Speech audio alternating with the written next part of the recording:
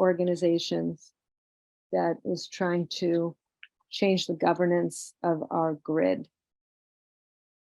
So I want to tell you how this came about, this particular program. Andrew Steinberg, a staff person at JALSA, approached me and asked if our Temple B'nai B'rith Dayenu Circle would be interested in doing a program with JALSA on the Zero Carbon Renovation Fund. And I thought that would be a lovely idea. You're going to hear about that piece of legislation pretty soon. I have, as I said, I'm a co-conspirator of JALSA because I worked at the Jewish Labor Committee for 12 years. We worked in the same office as JALSA. So I know JALSA well. And I thought it would be a good idea to bring JCAN in on it, because we have several Jewish climate organizations and groups, and perhaps we could do better if we all knew what each other was doing, and if we could join up our efforts on climate some of the time. So I also thought it would be good to highlight other legislation, and I thought about Mark Dyen, who will be another presenter from JCAN, and he'll present some. So Andrew will be talking about the Zero Carbon Renovation Fund, and Mark will be talking about the future of heat and a bill having to do with redoing MassSave. So bringing these Jewish organizations together, it's kind of like a Jewish symposium. And selfishly speaking, because I'm active in these different groups, it just, you know, it makes me feel like more of a whole person to bring people together. So it's a personal thing for me. I want to acknowledge before we get going on this that there are many excellent climate bills in the legislature right now, many more than we can touch on tonight. And maybe we'll do another program on some of them. I really don't know, but these are a few that JALSA has put the Zero Carbon Renovation Fund as its priority, and JCAN and Mark Dyen has a few that he's very interested in, that many other organizations are interested in. So I encourage you to learn about them and support them. Now I'm going to introduce Fred Davis, the president of JCAN, and a stellar human, to talk about JCAN events coming up and anything else that he would like to say. Okay, take it away, Fred. Thanks, Maria, and thanks to all the speakers tonight, and Maria for organizing, and thanks everyone for being here, all you great Jewish climate activists and friends. So I mostly want to highlight next week's program. A week from tonight is a live and in-person gathering in Westwood, Massachusetts, and JCAN for 9 years used to do this every single month. We'd rotate from one synagogue to another, and folks would congregate and be representing various synagogues, and folks who weren't representing synagogues would all convene, and each month we'd shuffle around to a different location. Next week, we're going to try to do that again for the first time in quite a while in Westwood. It's a kickoff for the new year. Refreshments will be included, so there's a plus. And we're going to be unveiling some brand new initiatives. So this summer, as you all know, the Earth is really in trouble and letting us know. So it's a good time for us to consider what are we going to do about it before the next birthday. In other words, Rosh Hashanah, one of the ways we think about Rosh Hashanah is the birthday of the world. So as we're headed for the birthday party, we should be taking care as best we can. So there are these brand new initiatives that will be discussed next week. A brand new initiative to help move CJP for an endowment investment option, fossil fuel free. There's a brand new initiative to discuss, well, this there's a massive march being organized for September 17th in New York City. And organizers are asking people to come from far and wide, including busloads and busloads from New England. It happens to be the second day of Rosh Hashanah. So a lot to discuss about that. How do we respond? That's going to be discussed next week. Third, synagogue policy. JCAN has been developing a model program for adaptation by any synagogue board of directors. It's high time for any synagogue to have a policy about climate. And we'll also be showing some brand new adoption curves. How are we doing in terms of accelerating decarbonizing? It's a very good question. Most people don't have a good view, and we'll be showing that. Also, we have our ongoing recurring workshops of these three. The single most impactful is the one on the left, the Running a Decarbonizers program, and that one is scheduled for September 7th, online, free. If you haven't already run one of these programs recently in your congregation or your community, this shows you how to do it. It is hugely successful. In other words, people show up and are motivated to move ahead much more quickly with decarbonizing their own households. So this is for congregants, but it's done at the congregation or community level. So again, I will post those in the chat, and there we go. Oh, and you might be interested. So this other one, setting climate goals for your synagogue. We used to say, set climate goals. Then we changed that to set a 7-year climate plan. Now we're up to a 6-year climate plan. And now just be net zero by 2029. Things are changing rapidly. And the awesome news is that Jewish climate activism is responding. Thank you very much. And Maria, again, thank you so much for all you're doing here. And I look forward to the program. So I want to introduce Andrew Steinberg, who's going to speak next about Zero Carbon Renovation Fund. And he is an organizer for JALSA, Jewish Alliance for Law and Social Action.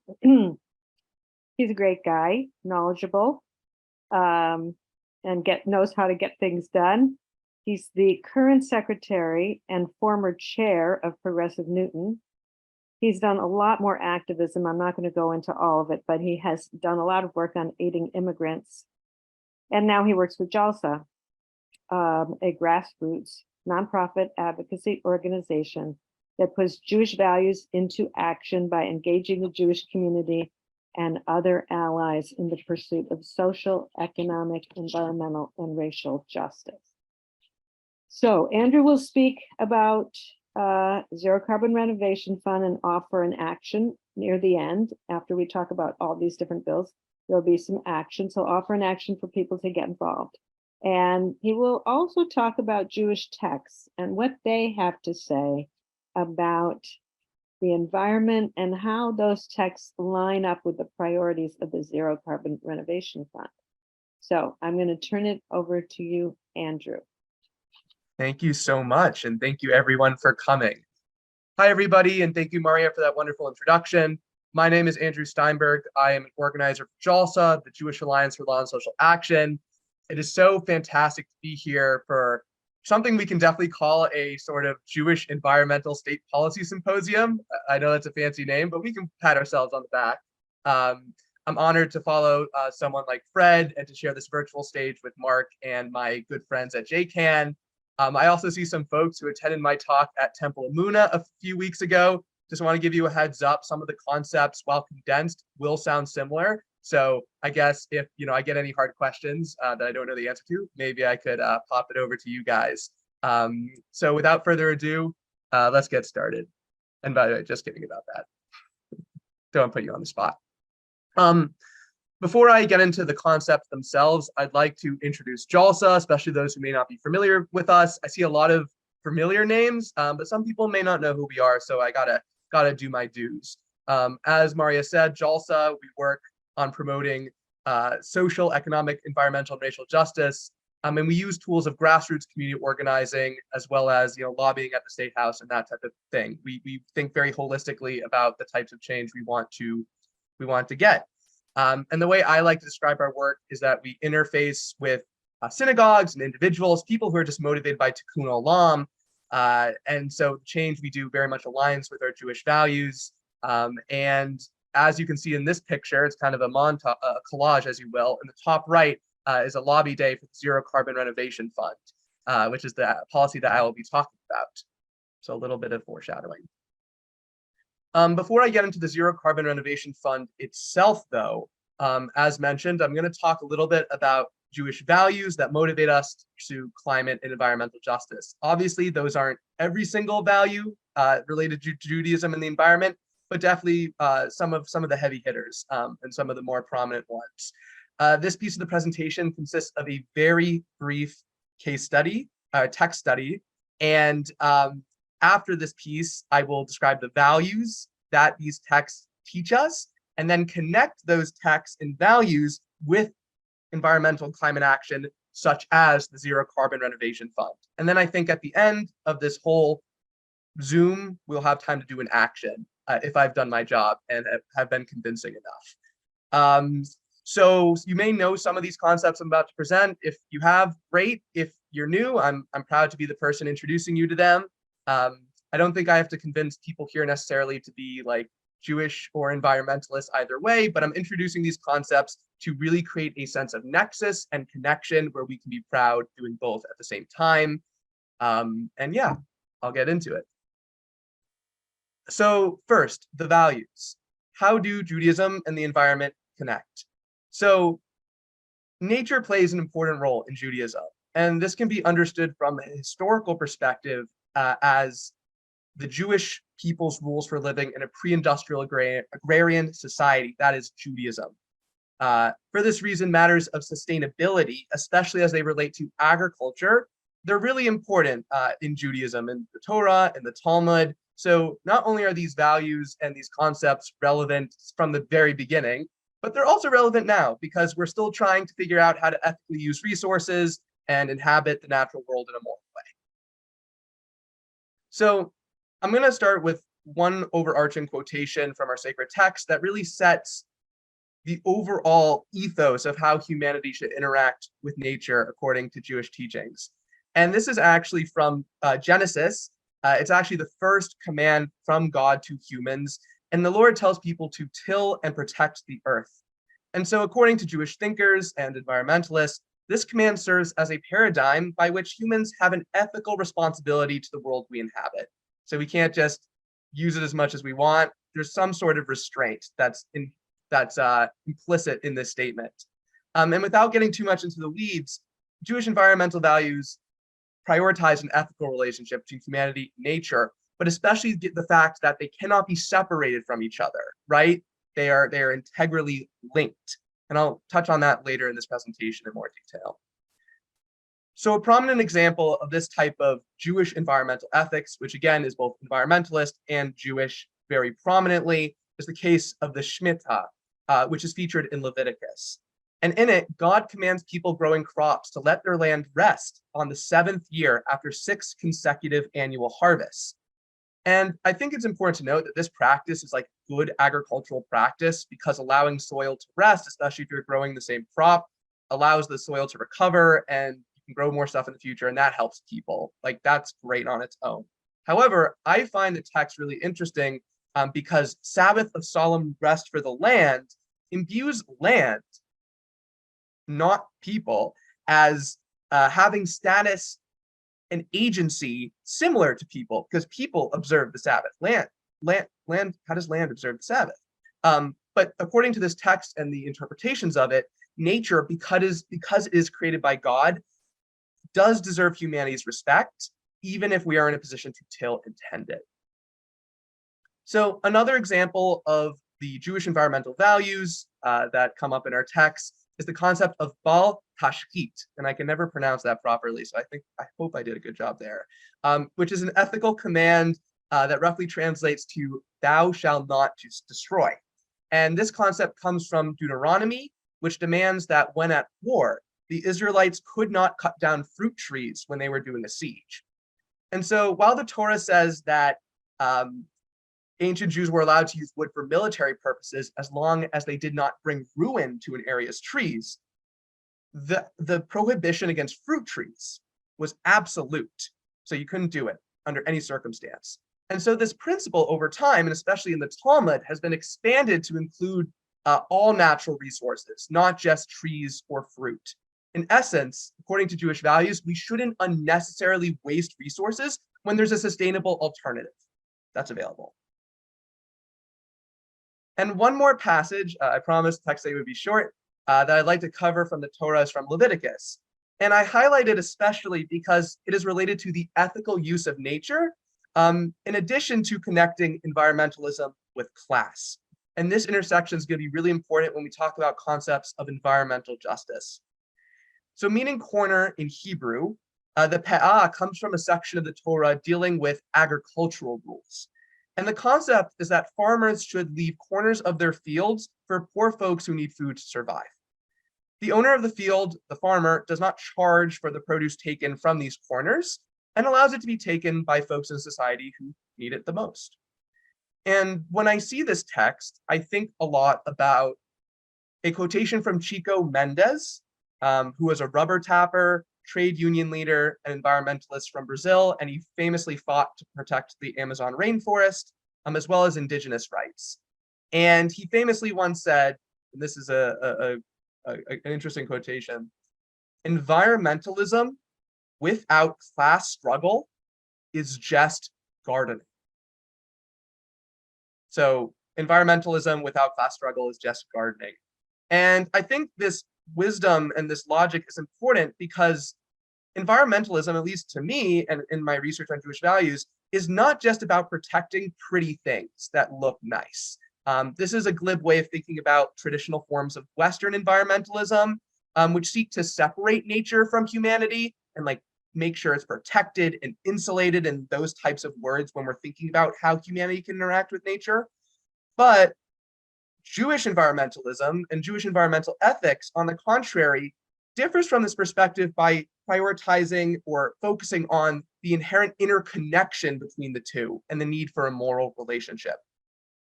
And speaking of morals, this is a quick slide. You'll probably see many quotations that you're familiar with. I'd like to talk about concepts of justice. There are many general obligations within Judaism to pursue justice, rectifying past wrongs, and making the future better for all people. And so when we talk about any policy, but especially that relating to the environment, the lens of justice is really important when thinking about a Jewish response to the climate crisis and to environmental justice. So, as I mentioned before when invoking Chico Mendes, Jewish environmentalism is not just about preserving nice looking things, but about creating a world that is habitable and life affirming. And so an important definition that many folks here, if you're environmentalists, you may be familiar with is environmental justice. And to go very quickly, while there is no one definition of this term, the EPA Office of Environmental Justice defines it as the goal of ensuring that all people, regardless of race, national origin, or income, are protected from disproportionate impacts of environmental hazards. Whether on the national or community level, the data shows that the wealthiest and most privileged actors have disproportionately contributed to climate change, while the poorest and least privileged have suffered the most from it. So for example, according to an Oxfam International study, the richest 10% of people in the world produce half of the planet's fossil fuel emissions, while the poorest 50% contribute only 10%. So using this lens, we can commit ourselves to combating climate change in a way that is rooted in justice, one that creates a more sustainable and equitable relationship between humans and nature. And that's where we at JALSA come in. So now getting into the advocacy stuff. As I mentioned at the beginning of this presentation, JALSA advocates for policies which advance our Jewish values. And so one of the proposed policies in the Massachusetts State's legislature that we think fits this bill is the Zero Carbon Renovation Fund, or ZCRF. And the ZCRF is a bold proposal to allocate $300 million to jumpstart the market for zero carbon renovations in existing buildings in Massachusetts.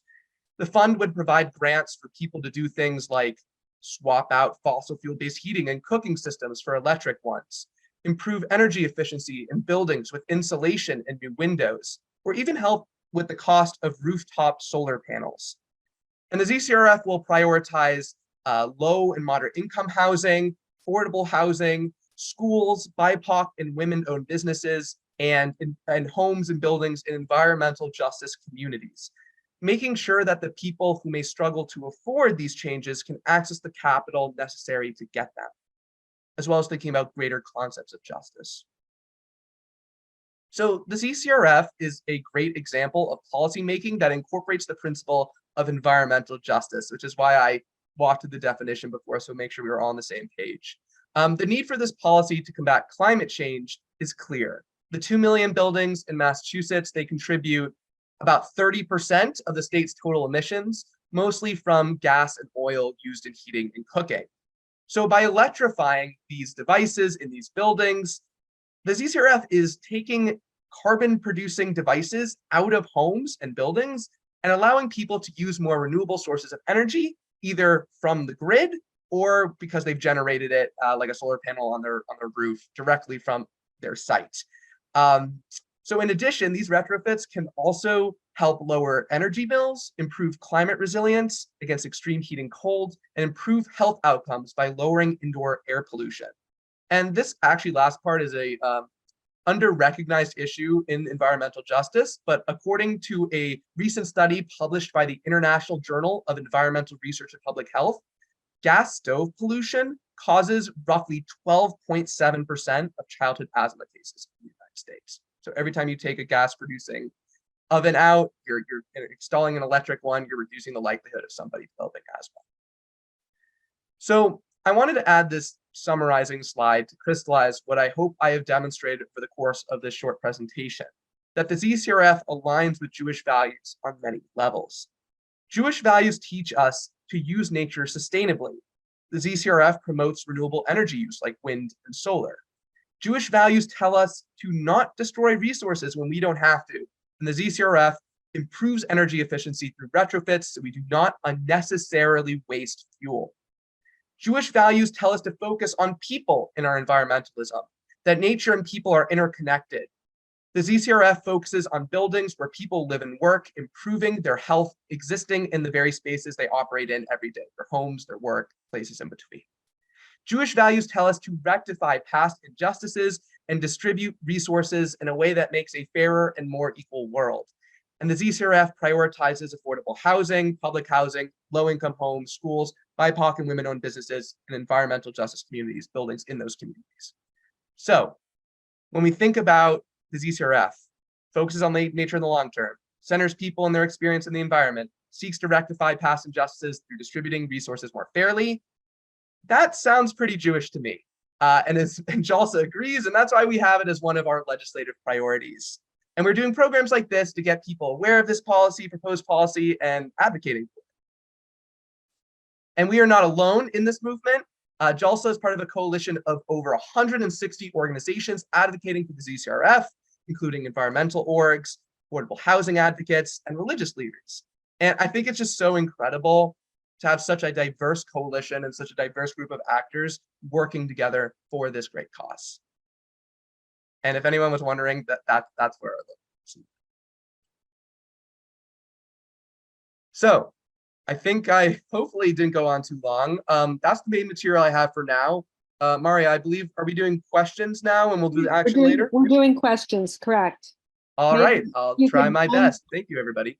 Maybe you could undo the sharing screen and we could see people. That'd be great. Yeah. So I think just, okay, we're in gallery. That's good. Raise. I have a question. Yes, yeah. Did you say when this is going to start, or has it started already? This. So, wait, are you talking to Maria or to me? To Andrew, the ZCRF. So the ZCRF is a proposed policy, so it is not in action yet. So we are advocating our representatives to implement it. So when it gets implemented, that's up to the legislature, I guess, of like once we succeed and like win, whether it's like the day of, probably would take some time in the bureaucracy to get it to happen, but it's not currently active. Does that answer your question? Yeah, so this is a proposal to get the state to do this. Is that what you're saying? Yes. And the money is going to come from the state? Yes. Yes. Very And- likely state funds, but there's also the way the ZCRF is written in its proposed form, the state is very flexible. It's not like the money has to come from a certain source. So whether it's a mix of federal and state funds itself, purely federal, it's up to the legislature to determine where it comes from. The actual policy itself in its proposed form is about where it would go and how much. So how many people have heard, raise your hand if you have heard about the Zero Renovation Fund, Zero Carbon Renovation Fund? Okay, some of Oh, you wow. have. That's good. I guess I would like to know, so what needs to happen to make this become law? Yeah. So there's a little bit of complications with the budget. There are ways in which this could still happen if the legislature made a priority. There are these things known as one sec. I wrote this down.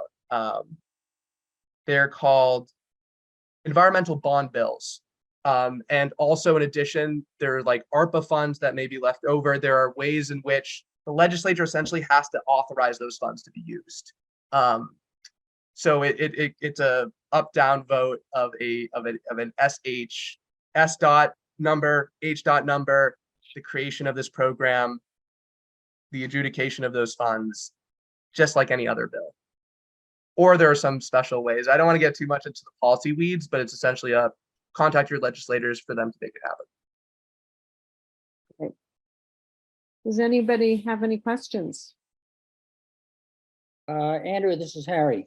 Hi, Harry.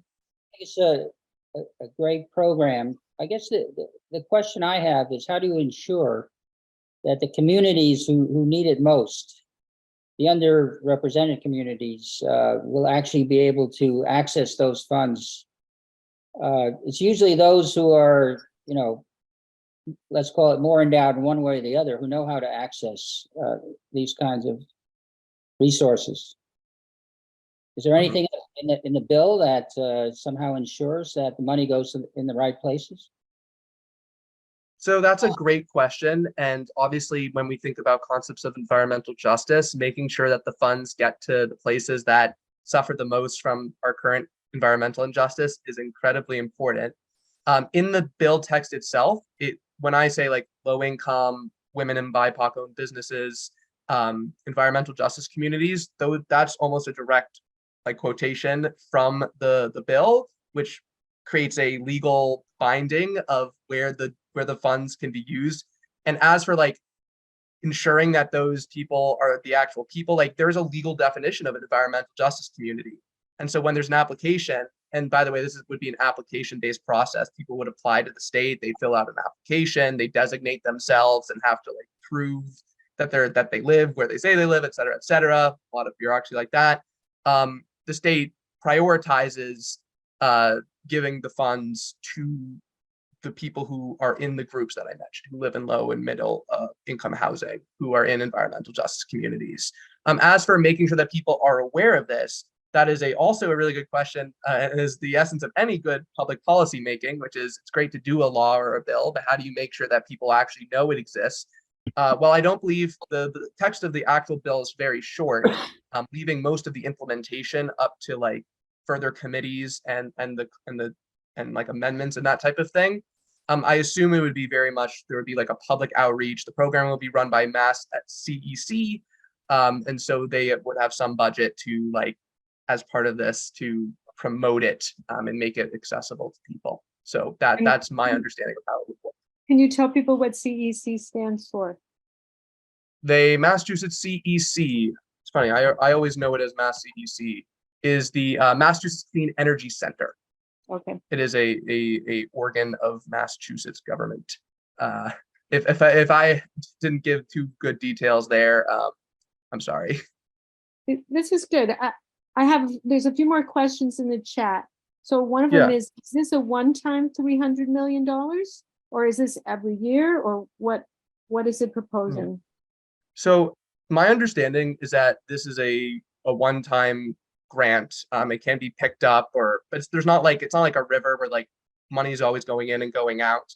$300 million by advocates was estimated as like a really sizable chunk to like get a lot. Because keep in mind, this is about upfront capital, right? All these buildings exist, and then once you like put a electrified device into a home, there's a lot of short-term costs, but it will actually save the state and the individual money in the long run. So this isn't something that necessarily needs to have like a perpetual money inflow. What really needs to happen is like a large influx in the short term, which is what this policy proposes. Of course, like with all policies, subject to changes and amendments and doing it again if it doesn't work, or not doing it if it doesn't work. But in terms of the timeline, it's a one-time grant for now. Janet is raising her hand, and then there's another Yes. question. Hi, Janet. Hi, so is there a House bill and is there a Senate bill? And do you have the numbers so we can write to our legislators? Yes, in fact, during the action, we will provide a script that includes the S number and the H number. So that's a really good question and good foreshadowing. So stay tuned. Okay. And then do you know whether other states are doing this kind of legislation? That's a really good question. I actually don't. Okay. My focus mostly consists on Massachusetts, but that's something I can look into and educate myself on. And then Fred asks, would you like to talk about, quote, Justice 40 and how it might relate to ZCRF? I don't know what Justice 40 is. Fred, if you want to, you probably could do it much better than me. Actually, it's a fascinating concept as far as I know, and Mark, perhaps you could take it further. But as I've heard it explained, the concept is that for justice purposes, 40% of the benefit of whatever program like this goes to those of lower income and other impacted groups. So whatever the program is, even if it should improve my furnace, somehow the benefit flows not necessarily to me but to others. So anyway, that's the concept. It's on the federal level. It started in Buffalo. It's gone to Texas, numerous states and localities, and now it is somehow involved at the federal level. But again, it's fuzzy to me exactly how it works. Mark, maybe you have a clarity on that. I mean, it's on I don't know about the other states. On the federal level, it's now policy within the Department of Energy and EPA, which handles the federal funds for this sort of thing. And it's much as you stated, Fred, that every program will be examined with that focus, right? Do 40% of the benefits go to low and moderate income communities? It's the federal government, so they have longer and more detailed descriptions of it, but that's basically what it is. So that with the say the money that's coming from the Inflation Reduction Act, IRA, all of those programs that are coming have been through that screen. And if you look at the details of what how they say to do it, you'll see that they'll say the homes program has income qualifications in the, you have higher incentives for lower income individuals. The HERA, the rebate program for certain measures, has essentially the same criteria. They lay out what income levels are associated with meeting this goal. So it's sort of national. As long as we keep President Biden in there, I think it's national policy, although I don't. But the Zero Carbon Renovation Fund would do more than 40%. I mean, the whole thing is supposed to go to EJ communities. Yes. Well, sorry. Yeah. So I mean, it would easily meet the criteria. Okay. As written. All right. Well, I think we should end this part. We'll do the action in a while. I'm going to switch over, and now I'm going to introduce Mark Dyen, who's going to talk about a few other bills. So in addition to being a very long time climate activist, like 50 years, he's currently an active member of JCAN, Gas Transition Allies, and 350 Mass. He was a community organizer for 20 years for Mass Fair Share, which he helped found. And he also helped pass legislation that created MassSave, which he's going to be talking about legislation that has to do with MassSave pretty soon. In the last 25 years, he founded the Conservation Services Group, which is the largest provider of residential conservation services, I assume in Massachusetts. I didn't quite get that, but United States. oh, in the United States. I'm so sorry. Thank you. So I was recently at a legislative hearing where Mark testified for some of the legislation that he's going to talk about. And it was so great to hear him speak because he's a good communicator and obviously has dedicated a lot of his life to this. So I turn it over to you, Mark. Thank you. So, Conservation Services Group was the largest residential conservation services provider in the U.S. A Massachusetts founded firm that I and a few other people put together. Harvey Michaels, who's here, was on the board, and then it has been sold. So it's no longer doing that. But I hope that some of the experience we had in running large scale programs will be of benefit to the Massachusetts political scene. I want to talk about two issues that are before the legislature now. As Maria correctly pointed out, there are hundreds of bills that affect climate change and energy efficiency and renewable energy pending in the Massachusetts legislature. There are probably a couple of dozen big ticket important pieces of legislation that should be dealt with, and we don't have time to talk about all of them. So I want to talk about two groups that are complementary to the Zero Carbon Renovation Fund, but approach the issue in a different way. Over the past 2 years, the Massachusetts legislature has passed major bills affecting emissions from Massachusetts, promoting renewable energy, particularly offshore wind, and doing a whole series of significant steps towards decarbonizing transportation going forward. The three main sources of emissions that are producing climate change in Massachusetts are in order: transportation, buildings, and electric generation. So they hit two of the big three, but they did not do much about buildings for a variety of political reasons, and I think something of exhaustion in the legislature's part. The Zero Carbon Renovation Fund is an effort to put some new money behind the project of decarbonizing buildings. I'm going to talk about two other approaches as well. The first is what we call the future of clean heat. And on this one, I have slides. There it is. So these are the bill. There are two bills. There's a Senate and a House bill. The Senate bill was sponsored by Cynthia Cream, who's the Newton senator. The House bill by Steve Owens and a few other people. The future of clean heat is an approach to getting the gas companies to become agents of change in building emissions. Next slide, please. We have a not quite so broad coalition of people working on this, and I can come back to who's working on it and who isn't. Next slide. Greenhouse gas emissions are approximately, as has been said before, approximately 1/3 of the emissions come from heating buildings, primarily heating buildings, hot water for buildings, cooking in buildings, and so on. And most of that is from natural gas. 51% of the buildings in Massachusetts are heated by natural gas, and the other 49 are divided. About 17% are from electric heat of different kinds, and most of the rest are heating oil and propane. Next slide.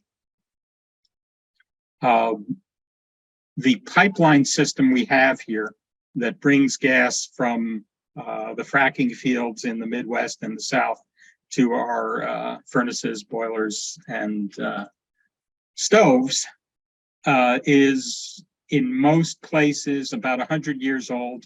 It is heavily made out of cast iron, which cracks under vibration, like when trucks drive over it. And the state has authorized the gas companies to spend a significant amount of money trying to fix those leaks, about $800 million in 2023. So when we were discussing the $300 million Zero Carbon Renovation Fund to get a sense of scale, while the Zero Carbon Renovation Fund is trying to get homes to switch off gas, we are spending $800 million and rising every year to patch up or replace the gas system that the Zero Carbon Renovation Fund is trying to get houses off of. And while I don't have a good slide for this, the next slide will show something of what we're dealing with here. These are known leaks flagged by significance 1, 2, or 3 that come out of what is called the heat map. When methane, that's the main part of natural gas, leaks, for the first 20 years it's in the atmosphere, it is about 84 times as impactful on on greenhouse gases, global warming, as carbon dioxide, which is the main measurement we do it. So that these leaks represent an approximate doubling of the impact of gas from what you see burned in terms of greenhouse gas emissions. A lot of gas transition allies used to be called gas leaks allies, and a lot of our local chapters have been working to seal up the leaks and to get the gas to be less explosive gas to be released under our streets. But it also has enormous climate impact, the leakage that we see. Next slide. In terms of economic justice, one of the things we have to watch for is that as people are convinced to switch off of gas, some people switch off of gas, the people who are left on the gas system, unless this is done in a special way, basically the gas system costs as much to deliver gas to one house as to 20 if they're on the same street. As more people switch off, those who remain face higher bills. And switching off is a capital investment. It means replacing your furnace or boiler with a heat pump. It means replacing your gas hot water tank with a heat pump hot water heater. It means replacing your gas stove with an induction stove. That means that people who do not have access to capital, i.e. low-income people, are most likely, and tenants are most likely to be left holding the bag as we move, if we are not moving in a systematic way to decarbonize buildings. Next slide. We have the technology for cleaner and cheaper ways to heat our homes. It's been referred to in the Zero Carbon Renovation Fund that the technology is there. Let me explain a little bit about what it is. For heating and for hot water, we have heat pumps which grab heat from the outside or from underground and use it to heat the buildings or heat the water. It is about 6 times as, between 3 and 6 times as efficient as the most efficient other heating systems. It uses electricity. The ground source heat pumps use electricity in a way that doesn't particularly affect winter peak. The technology is there, but it is a $15,000 to $30,000 per household project, at least in Massachusetts, to make these changes. Once they're in, they're cheaper to operate, or at least they tend to be cheaper to operate than the systems they replace. They're certainly cheaper than oil and propane, and they're cheaper than some gas systems. Next slide. But the capital investment that we're describing is substantial. There are 1.7 million homes that are not heated by electricity now in Massachusetts. I can't do the math in my head, But if you figure a minimum of $15,000 per transfer, we're talking about a whole lot of money. And we're talking about a 20-year timeline to do it. It's not a one-off project in any by any clear sense of the thing. So, but the Future of Clean Heat Act, which is pending, and somebody asked about, yes, this will go into effect about a year after the governor signs it. So, and it has to get through the legislature first. So next slide, please. First of all, it requires the gas utilities to make a plan for their transition from providing gas to heat 51% or more of the homes and buildings in Massachusetts. They have to have a systematic plan for getting off gas and eliminating the leaks and eliminating the leaky pipe system as they go.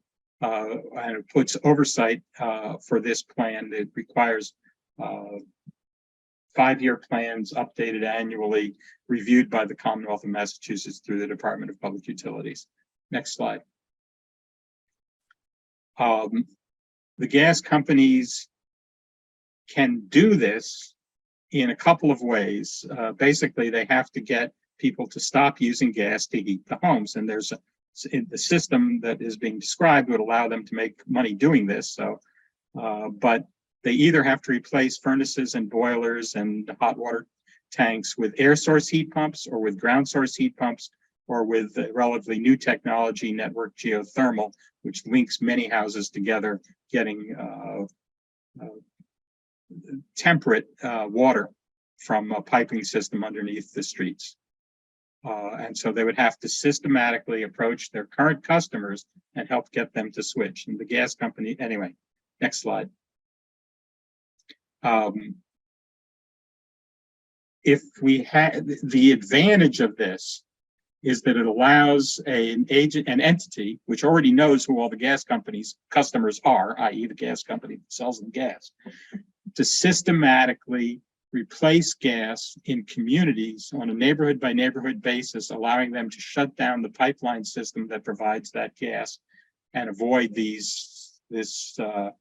what is now looking like $40 billion expenditures, or avoid some of that is being made to make the gas pipes less leaky. So that I think that what the Future of Clean Heat brings to the table is this systematic approach with a well-financed operation behind it. Next slide.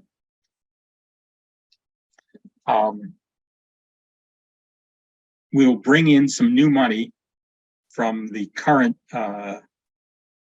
fees that are charged on gas, and this will help finance this operation, although part of the financing will come from the gas companies selling heat through the geothermal systems to people going forward. The bill that has, next slide, please. But I actually go back one, sorry, my mistake. The bill requires that the gas companies have a plan which focuses on older housing, low and moderate income housing first as a top priority, and which also takes care of retraining the several thousand workers who now maintain the gas system that we have operating. The climate justice involves both the customers who would be hurt by rising prices or would be hurt if they are left behind in the gas transition, but also the workers who are maintaining the current system that will need to be retrained, or in some cases they will take early retirement if they don't want to be retrained. But since we're replacing gas with geothermal or with air source heat pumps, there is plenty of work to do. We just have to make sure that the people who are now maintaining the gas system do not get left behind as well. Now, there is opposition to this approach. Our approach is moving from gas to a non-combusting, non-emitting fuel, but the gas companies have another idea. Next slide, which is to introduce hydrogen and what they call renewable natural gas into the pipeline system to replace the fossil fuel gas. And if you read gas company literature propaganda, you'll see they always refer to fossil fuel gas as the problem. So aside from this incident with hydrogen, the plan for, I can go in at great length about why hydrogen is a terrible idea. Our bill bans it from use, but as bizarre as it sounds, it is a serious proposal from the gas companies to introduce hydrogen into the pipelines to replace fossil fuel gas, because hydrogen, when it burns, as it did with the Hindenburg, there's this little explosion problem, but it produces water as the outcome, and that's not terrible. There are plenty of other terrible things about it. So part of our bill says no to hydrogen and puts restrictions on renewable natural gas that would keep it as a small source of fuel. Next slide.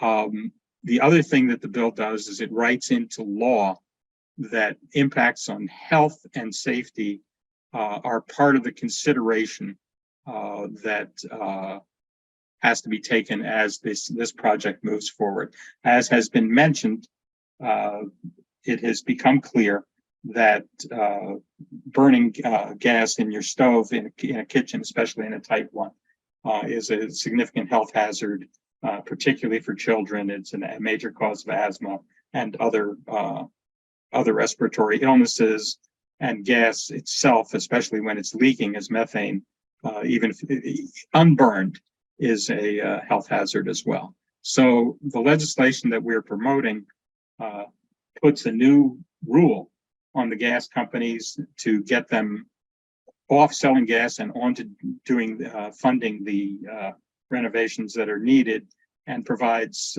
protection, provides prioritization of low-income communities and protection for the workers and others involved in the industry as well. Next slide. So we need your help, and it's essentially the same process as is being done for other legislation, to contact your senator or representative and ask them to support these bills.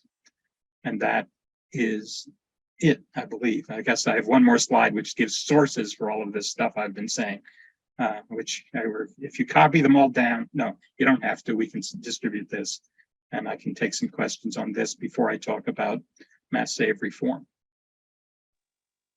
So if I come back to the main screen, that'd be great. Okay. Questions? So am I calling on people? Because Janet's got her hand up first. Janet, go ahead. Okay, I have a question. I just wanted to make sure, because I know some people have, a municipal electric light and that, but I'm sure there are other people like me that have National Grid.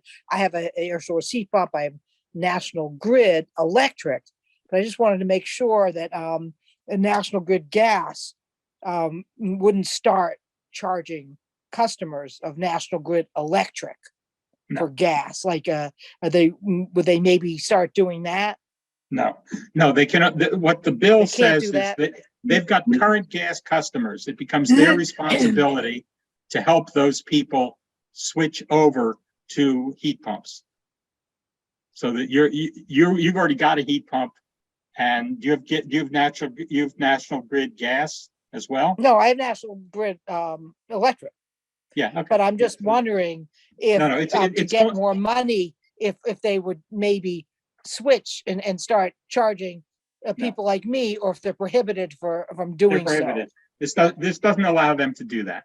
This allows them, if you have a gas, if you're buying gas from them to heat your house, it requires them to be able to come to you and make you an offer to replace the gas system with a heat pump that would be electric.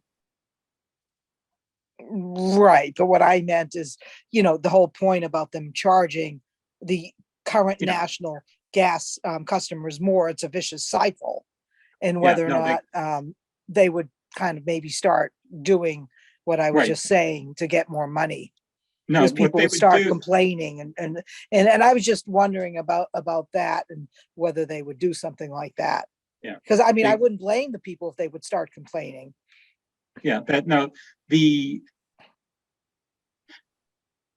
the plan to do this on a neighborhood by neighborhood basis has with it the plan for them to shut down the gas system, which means they can't charge anybody for it. So that we're basically taking the way they charge you now, they either sell you gas, which they wouldn't be doing after this, and they charge you for being hooked up to the gas system. This closes down the gas system in a systematic fashion and prevents them from charging people extra for it. So Good, Mark, 'cause I'm worried Mark, about I have a them. question. You mentioned in there $40 million a year. Is that Yep. what's going to be funding this? That wouldn't That fund is very one many piece homes. of the funding. That's only a couple thousand houses. Yeah, that's one piece of the funding that is there. The principle, how will this be paid for? The gas companies will be selling a service to people who have heat, who people are taking heat, so that they will be, I mean, let me take a step back. Right now, there's this thing called MassSave, which I'm going to talk about next, which finances gas to heat pump conversions and a variety of other things through fees on your electric and gas bill, which you probably don't notice, but they're there already, to the tune of about $1.3 billion a year. That money is available. It would be repurposed for this project, so that in ways which I'll talk about in the next session. But there's a huge amount of money between what the gas companies are spending on fixing the pipelines and what is collected for MassSave. Between those two, we're over $2 billion a year right now in revenue available for this kind of program, assuming we stop doing the other stuff. I Yes. need to interrupt because we're running out of time. And Yeah. If you're going to talk about the next bill, you should go ahead and do that. And the people who are raising their hands, if you could put your questions in the chat, I would so appreciate that. And we'll try to figure out at the end how to get to those as well. I know they're important and I do want you to have a chance to ask them, but if you could put them in the chat, that would be helpful. Go ahead, Mark. You are really out of time now, but go ahead and just squeeze it in as best you can. I mean, I think maybe because of the complexity of that issue, the best thing to say is we have this program called MassSave in Massachusetts. We've had it for quite a while. It raises about $1.3 billion a year to retrofit buildings. It doesn't, in my view and a few other people's view, it doesn't do it. It doesn't run a very efficient program, but it is. It's an enormous program, and that there are several pieces of legislation which I could talk about at length, but not tonight, that will improve what MassSave does and shift that money towards the goals that have been discussed here. How's that for short? Well, that's really short. Anyway, Okay. I can partly take it in questions if people want to talk about that. Okay, I mean, go ahead, Ellen. You've been raising your hand, and there was someone else raising her hand. It's just easier for me to say it if that's okay. So I wanted to find out two quick questions. One, how do we find out where our legislators are on that bill? This one, the first one that you mentioned. Yeah. And if they're supporting or if they're not, or if they're already co-sponsors, if you just have a link to that. Right, I will circulate that. Okay, all of a sudden the other question went out of my head, but I do have a sort of another one in there. It's about, the LIHEAP program and how consistently people who are low income really get excluded from all of this. And so the way it was explained to me many years ago is that, I'm currently on oil, and if my oil breaks, my boiler or whatever, that they cannot replace it with something else, that they have to replace it because God forbid the oil company should go out of business, but the oil company is already consolidated and doing heat pumps and doing this and doing that. So does that antiquated legislation still exist for people who get heating assistance, or has it finally moved on? And is that part of this piece of legislation? It's, Harvey, I'm trying to remember, yes, I was shaking my head when you said that about the rule because it drives us crazy. But so LIHEAP is the low income weatherization program that provides 100% incentives to low income people right now to the tune of about $120 million a year, something like that, every year. And but it is income restricted to 60% of median and below, and has a variety of goofy rules. This bill, the future of clean heat, doesn't solve that problem, but is part of a broader agenda, which would. We have to move. I mean, it is insane for us to be for us to be spending money, especially in low-income homes, to put in a new oil boiler when they would be cheap. They would be cheaper, safer, and more comfortable if they switched to a heat pump. It's cheaper to operate. So that there's a broader agenda that comes with this. The future of clean heat goes after the main heating systems in the Commonwealth, which is natural gas. Laurie, you've got your hand up. Thank you. I actually have two questions. One is, you mentioned that there's opposition to the Clean Heat Act from, I presume, gas utilities, and I'd like to know your sense of how active, strong, vehement, et cetera, that opposition is, and then what are its grounds? You know, what are their arguments, and what sort of counter arguments do we need to be making? And the second question, just to give you background, I'm a trained heat pump coach in Arlington for Electrify Arlington, and as of this week, I am now Arlington's first energy advocate, funded by a Communities First Partnership grant to work at the intersection of equity and climate issues in electrifying buildings in Arlington. So I've been spending vast amounts of time thinking about buildings and equity issues in this space.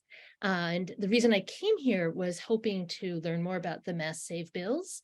And I'm wondering if when there's a follow-up email from this, you could list all of the MassSave bills that you mentioned in that follow-up email. And in fact, you said there's several dozen bills that you think, climate-related bills that you think are worth attention and support.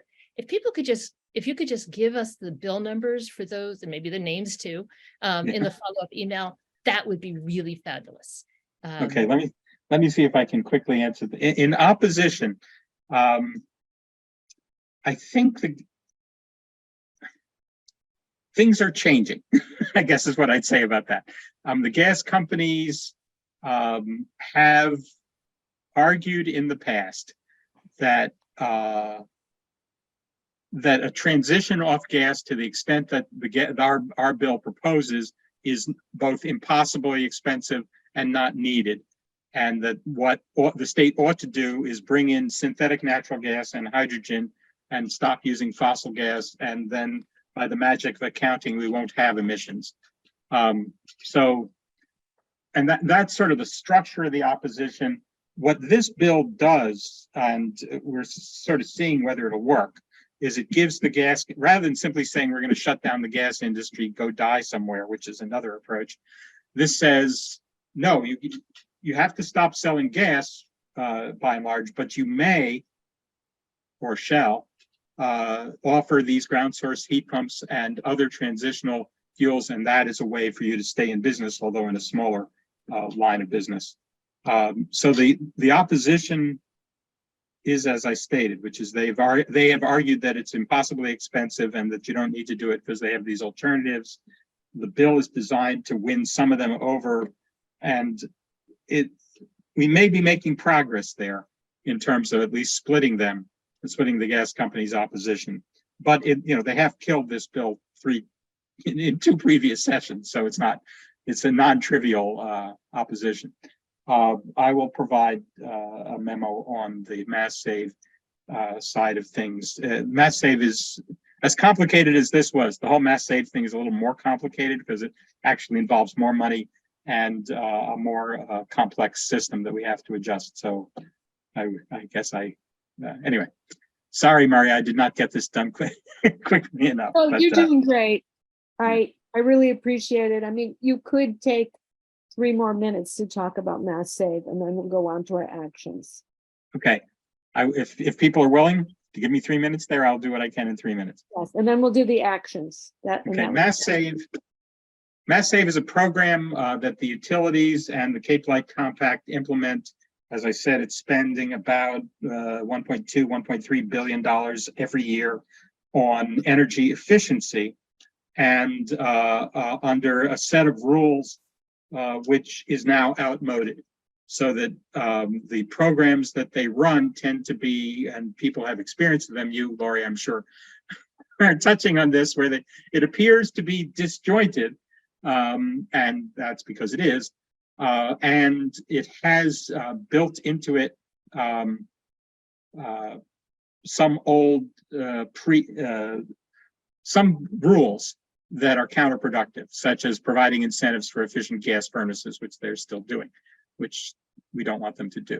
So the reforms, there are two kinds of reforms. There's one, most prominently presented by Senator Barrett, which says, let's take the management of MassSave away from the utilities and give it to a state-appointed board with an executive director.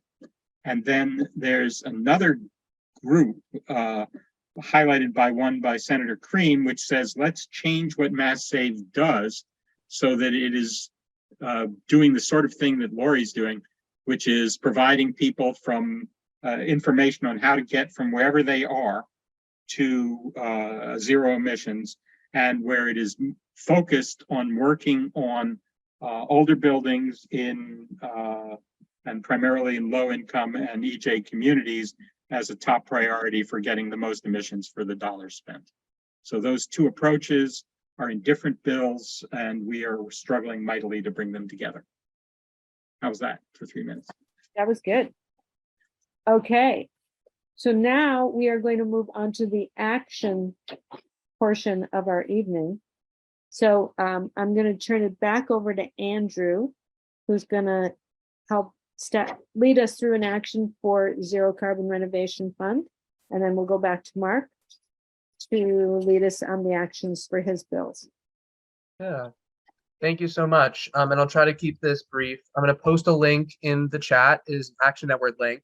Something I want to just say, listening to Mark's presentation, I think it's really awesome that the Future of Clean Heat bill has retraining for the workers. I think that very much is a climate justice, environmental justice mindset of, and also a Jewish environmentalist perspective of making sure that the people who are left behind by these policies aren't, or who could potentially be left behind. So I wanted to acknowledge that nexus there, and also that these bills aren't necessarily mutually exclusive, and that we should be advocating for all solutions to a very pressing problem. All right, Action Network time. I am going to share my screen. If people have any questions, they can put them in the chat. But this is what it should look like when you click on the link. You click Start Writing, or on the right, it should have like places for your name and address. The reason why your address is on the right is because it will automatically find your representatives, which is based on where you live, hence your zip code, but this is like a private forum. It's not going to be public. When you put in your information, this is what's going to show up. We at JALSA have created a script, and the software automatically puts the names and the emails of your representatives. Mine are Balzer and Cream because that's where I live, but just make sure that you didn't put a 9 for an 8, and that the names look familiar to you. I'd also encourage folks to, like, if they want, personalize their script a little bit, add maybe 1 or 2 sentences about why they are passionate about this. It goes a long way to show that it's not just a copy paste. And I would also remind people, if they go and do this, that the name at the bottom is blank, because not everyone has the same name. So just make sure, thanks, put your name. That's all I got. And I guess I'll play a little tech support or hand things off to Maria or Mark. And thank you so much, everybody who does this. It really goes a long way. We've had representatives who have told us at JALSA, like, wow, I've gotten a lot of like buzz about this from my constituents. I got to do something. So it actually does make Can I just say something really quick? They had my wrong state senator in there, and I'm just wondering if they had mine wrong, if they might have had other people's, as well. So just an FYI on that. I don't know if they changed the Yeah, system. I think mine was correct. I don't know if others are wrong.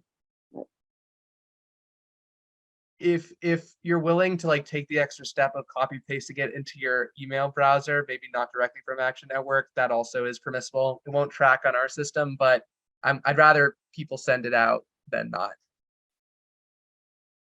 I'd prefer it through the Action Network, if possible. Okay.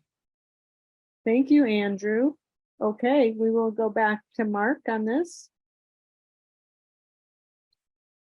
Last, I'm not as well organized as Andrew, but the basic method that we need to do is to do the same thing with the Future of Clean Heat bill. We need to contact our legislators to get it passed. And as I said earlier, I'll provide that we're gradually gaining support in terms of co-sponsors.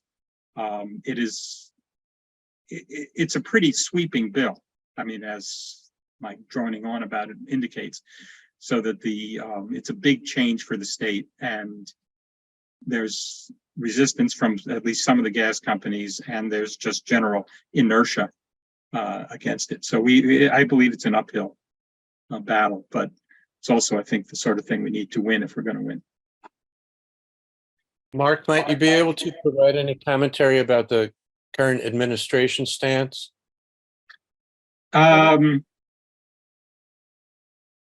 Yeah. We met with Secretary Tepper 2 days ago to talk about these issues. I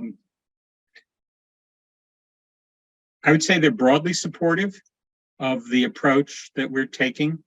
They're very supportive of promoting ground source network geothermal as a sort of new tool for retrofitting neighborhood by neighborhood, and they're broadly supportive of the general approach. They believe, according to Secretary, that a lot of this can be done, not the appropriation of money, but a lot of this regulatory stuff, but telling what the gas companies what to do, can be done and will be done by the new Department of Public Utilities. And they are going to be pursuing that first. In most cases, they are developing legislation. Obviously, they're aware of the legislation that we filed. We're aware of the Zero Carbon Renovation Fund, but they are developing their own, which it sounds like we won't see until early next year because they're letting the regulatory process play out. So I would just add to what Mark said. I've worked some with the team on the Future of Clean Heat. What makes me really angry about things now is the law that the gas companies have to extend the gas system to more customers at our expense. And they do it with money that they get paid back from all of us over the next 50 years. And it's also the reality that the gas system of pipes makes no sense and will collapse under its own weight and cannot possibly be working and shouldn't be working for anywhere close to 50 years. And that is all law. So to me, we have to get the Future of Clean Heat or some component of it in order to stop the madness of that. Right. Well said, better said than I mean, you go through a whole list of things, and that in some ways you miss the big one is we're going to pay for this thing if we don't stop them, and they have to do it. The law says thou shalt, if you're a gas company, extend service to anybody who's within a certain range of an existing pipe.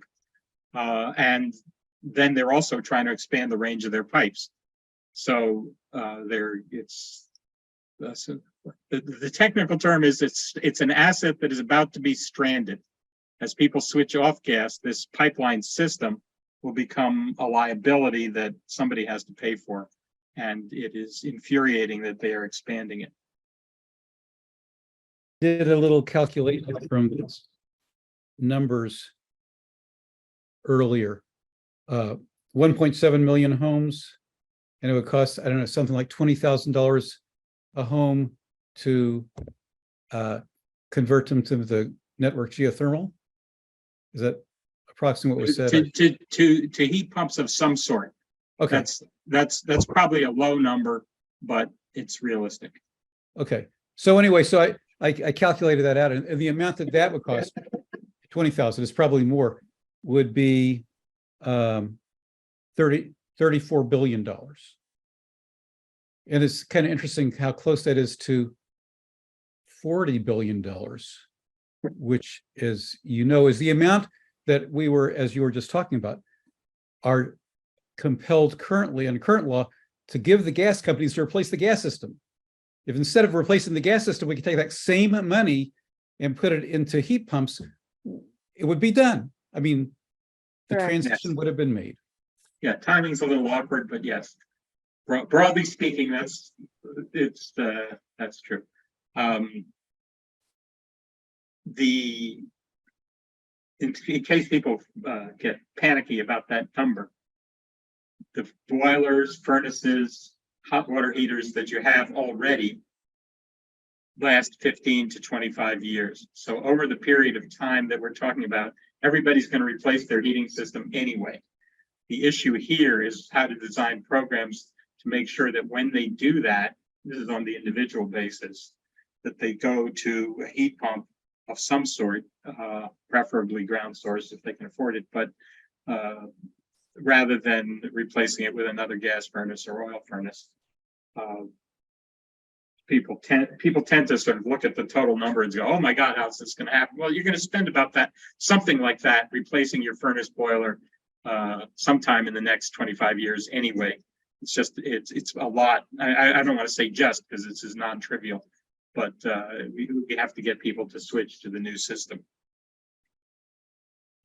Fred?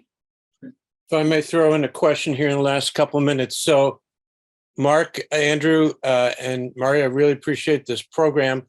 So let me throw this question back at you, because it sounds like we're going to keep having these programs, keep having this advocacy.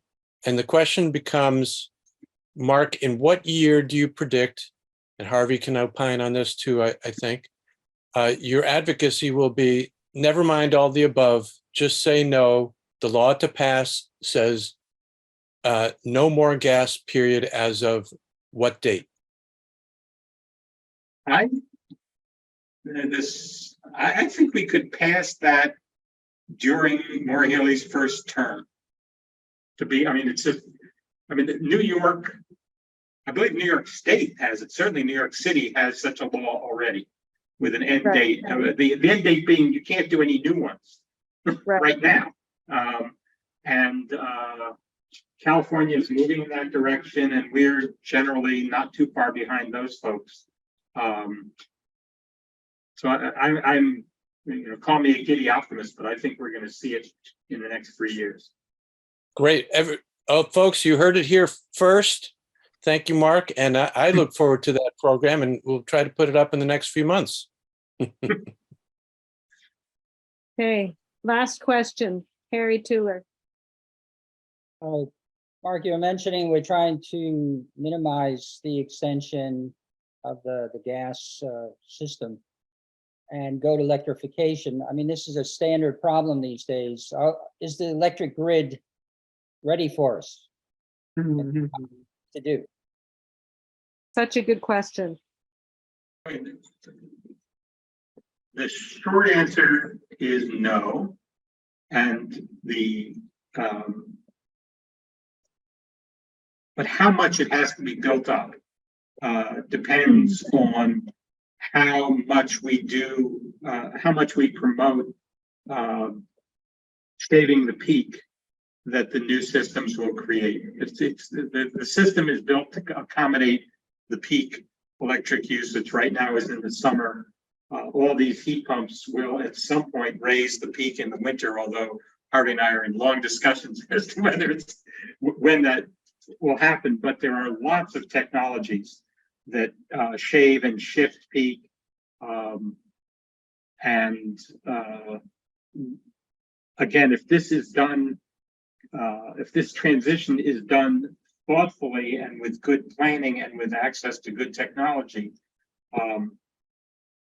it will be it'll be smaller than some of the estimates that you see of the cost when people say, "Oh, let's do it as stupidly as possible." I'm sorry, that's a pejorative phrase for how some people are approaching it. But basically, if you say we do nothing about shaving the peak, nothing about load control, boy, that would be really expensive to build a big enough grid. But let's try not to do that and keep the load down. And there's a lot of new technology and new software-based systems that do load shifting in ways that we're just starting to see. And I mean, maybe we should do also another program on that topic. We did have one before on ISO New England. I think it would be good to do something like demand response, which cuts down peak or Right. something like that you all could do. But that's Yeah. a really important question that you're talking about. And it also has to do with the network that I'm involved with called Fix the Grid. Right. Which has to do with changing the governance of ISO. Right. Let me do one quick thing. Somebody Independent Systems Operator of New England is ISO New England. Right. Go ahead, Mark. Sorry. So there was one question in the chat over here, which said that some of you had heard from HEAT, H-E-E-T, about ground source heat pumps and asked how our bill was related to them. They wrote most of it. This is the future of clean heat. The folks from HEAT basically did the core drafting of that legislation. Is the answer to the question of how are they involved? People may have seen the presentation that Audrey Schulman gave us a couple of months ago. That's who Mark. That's the reference. And is there some action step for this future of clean heat legislation and info I can put into the chat right now? I guess there are two things. One is, I mean, the simple one is that we need you to contact your legislator or senator and ask them to co-sponsor the bill. It would also be wonderful if anybody was interested in helping spread the word about this. We have volunteers going out with this slideshow and modified versions of it. We provide training on how to deliver it, and we need to deliver this message to anybody we can talk to. We're going through Democratic town committees right now as a means of getting to the legislature, but this body and similar bodies need to hear about this. It is anyway. So two things: one, is contact your own legislature, and two, if you're really excited by this, contact me, and we can get you into the business of talking to people about it. Okay, I think we're going to finish up. Two questions. One, can you let us know the House number and Senate number, and you're going to send that out, correct, Mark? The House and Senate number for the future of clean heat is S2105 and H3203. I just put them in the chat. Yeah. So those are there. The MassSave reform bills, I think I want to write something up because there are so many. But the key ones there, even I have them here, which is Senator Cream's bill, which I helped write, is Senate 2103, and Mike Barrett's bill to reorganize the management of MassSave is Senate 2082. Okay. Thank you, everybody, for coming. Thank you to Thea for hosting us, doing tech, and thanks Mark Dyen and Andrew Steinberg and everybody who came. We really appreciate it. And